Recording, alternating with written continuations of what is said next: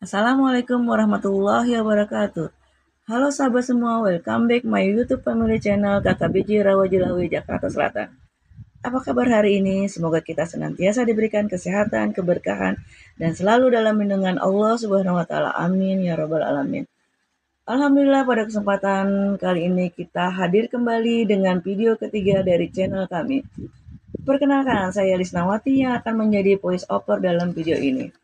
Saya merupakan keturunan dari almarhum Bapak Sanwani dan almarhumah Ibunda Jubaida dari garis keturunan Bapak Musri dari pihak ibu saya yang berasal dari keturunan Bapak M. Jaini dan Ibu Sofia.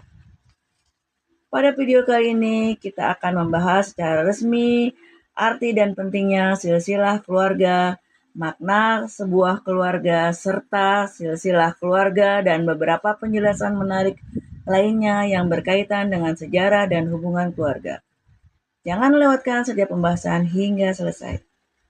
Selain itu, video ini akan disampaikan ceramah agama oleh Al-Habib Muhammad Amri Ajmat Khan yang merupakan guru tetap di Musola Al-Kausar setiap pekan ketiga tiap bulannya.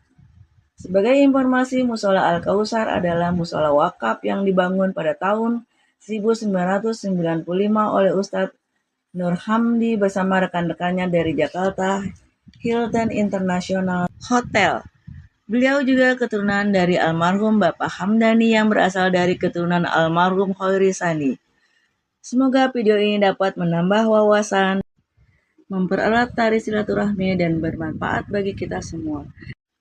Jangan lupa like, comment, and subscribe, serta share video kami sebanyak-banyaknya agar channel ini terus berkembang dan menghasilkan konten-konten yang bermanfaat. Saya Lisnawati mengucapkan terima kasih atas perhatiannya. Wassalamualaikum warahmatullahi wabarakatuh.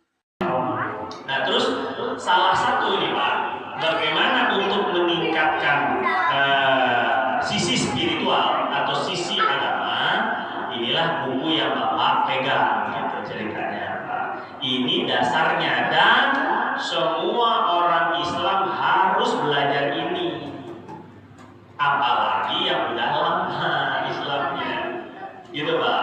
Ada rules-nya, ada rutenya juga. Ada panduannya, ada rutenya. Kita ini belajar sampai mana sih minimal yang disebut dengan thalabul ilmi fardhatun 'ala kulli muslim.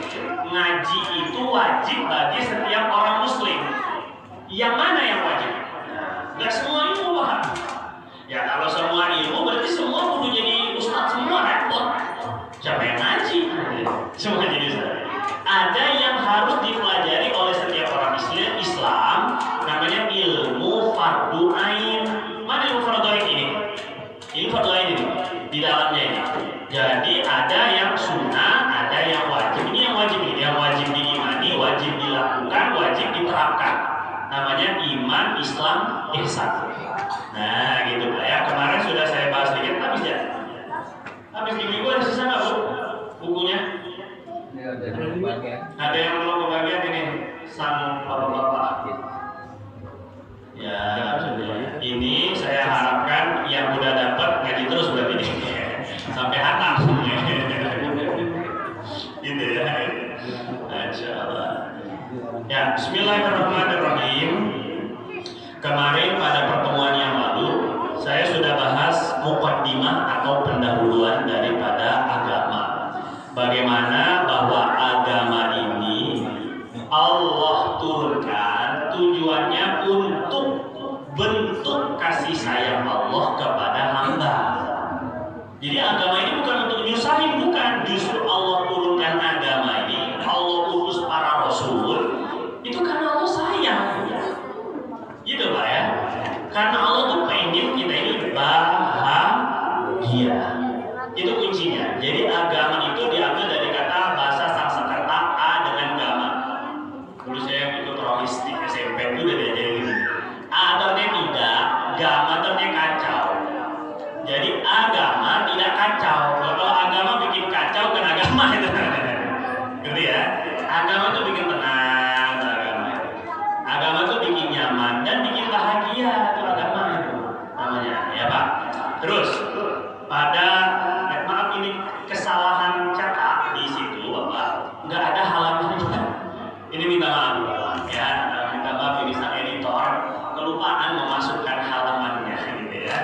Jadi bapak-bapak yang kalau nanti itu bapak mau ambil, mau bawa silakan.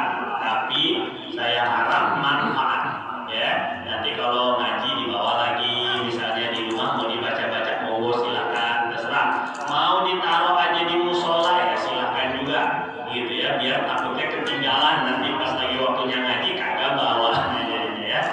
Terserah itu mah ya.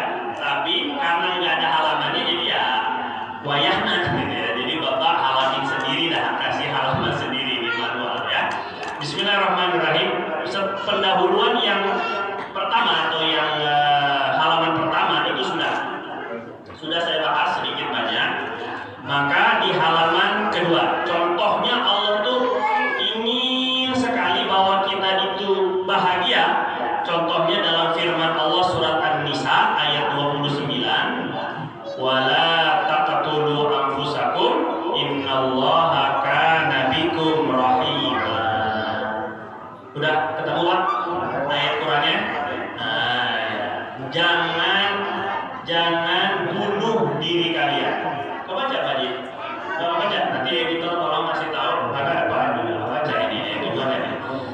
Jadi biar kebaca ini pakai penglihatan batin kayaknya Pak Ji.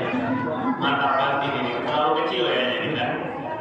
Kalau bisa gede soalnya beda soalnya cetak beda.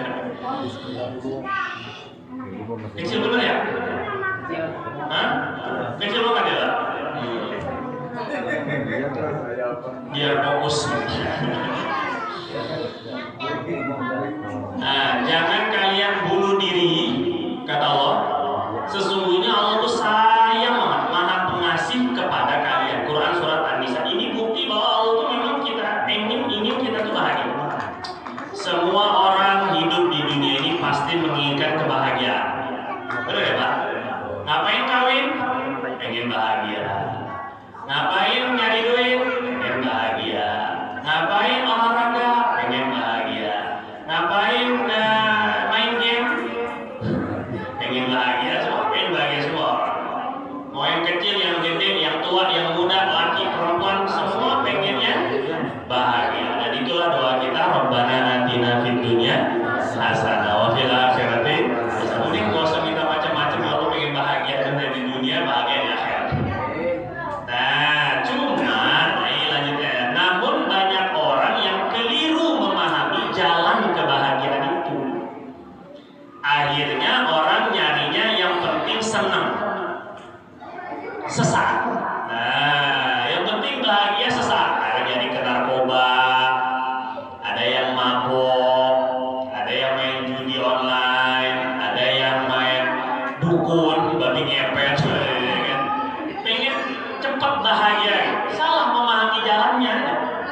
Nah, ini yang keliru tuh di sana. Mereka menyangka jalan kebahagiaan itu berasal dari keduniaan, harta, jabatan, penampilan, ketenaran, dan semisalnya. Menganggap bahwa dunia ini bisa membahagiakan, gitu ya. Lantas bagaimana sebenarnya jalan menuju kebahagiaan tersebut? Nah, ini saya kasih analogi karena saya ngobrolnya sama para mualaf, gitu ya Pak. Kenapa Allah menurunkan Islam ini untuk membahagiakan? Nah, maka saya bilang ini, kasih analogi, saya kasih gambaran gini. Setiap guru yang membuat soal ujian untuk muridnya, pasti guru tersebut yang paling mengetahui jawaban yang benar dan cara penilaian yang tepat. Gimana jawabannya dan gimana nilainya. Bisa paham saya Pak? Guru tuh gitu kan, dia ngasih jawaban, dia ngasih soal, yang paling tahu jawabannya siapa? Ya gurunya. Nanti yang nilai paling tahu cara nilainya gurunya juga. Begitupun Allah. Allah Subhanahu wa taala menciptakan kehidupan. Allah yang menciptakan kita itu udah pasti yang paling tahu gimana kehidupan yang benar dan membahagiakan. Kalau benar itu kepada masing-masing orang, benar ya, kata benar, itu diserahkan kepada penilaian manusia, kagak ada yang benar di dunia ini. Sebenar-benarnya kita pasti salah di mata orang. Benar nggak sih Pak? Jangan mata orang, mata bini ya salah mulut. Lelaki selalu salah.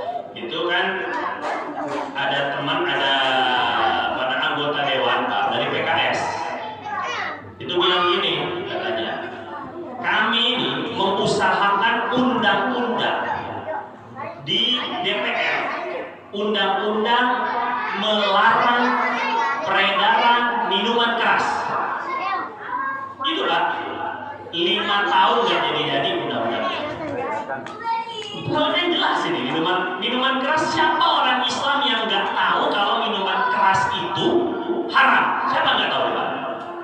Nggak ada kan? Kalau ada yang nggak tahu kebangetan itu orang purba. Dan kebanyakan anggota DPR agamanya apa? Islam. Dari 500 kursi itu DPR RI ya, itu kebanyakan Islam Pak. Mayoritas umat Indonesia pun kebanyakan umat Islam. Masa cuma sekedar menghalang ngetok palu aja susah? Karena apa Pak? Karena tadi kebenarannya menurut masing-masing. Satu punya kepentingan, kalau ini dilarang, ini usaha saya di sini. Situ ada usaha macam-macam lah pokoknya. Ini ada pemasukan dari pabrik anu misalnya. Ini ada, akhirnya nggak beres-beres. Jadi gitulah ya. Kalau benar itu harus dinilainya kepada orang, nggak semua tuh orang mau benar. Nganggap benar itu nggak semua, nggak bisa. Begitupun sama dengan